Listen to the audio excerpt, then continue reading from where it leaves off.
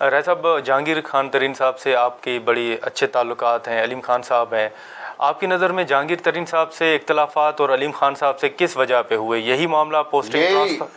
यही मामला था।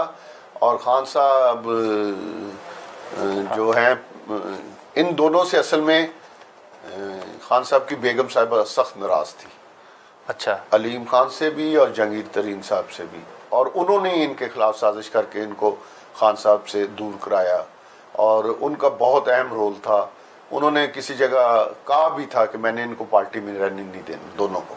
अच्छा। उन्होंने ये कहा था, और मेरे पास उसका सबूत है कि खान साहब की बेगम साहिबा ने कहा था कि मैंने इन दोनों को पार्टी में नहीं रहने देना।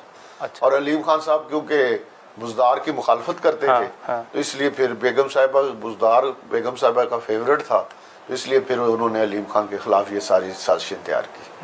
तो सर, आपकी कभी गुफ्तगू नहीं हुई कि खान साहब के साथ के सर ये तो आपके इतने लोग आपकी पार्टी में इन्होंने शामिल करवाए, आपकी हुकूमत? बातें हुई हैं मेरे खान साहब के एंड हमेशा यही होता था कि वो मेरे साथ नाराज होकर या उठ जाते थे। एक दफ़ा हम 20-25 MNA MPA मिले थे और ये सारी बातें उनसे की थी, तो उन्होंने बस ये मैं देखता हूँ, मैं करता हूँ, इस तरह करके अपनी जान छुड़ा ली थी, लेकिन कोई हमें रिलीफ नहीं दिया था।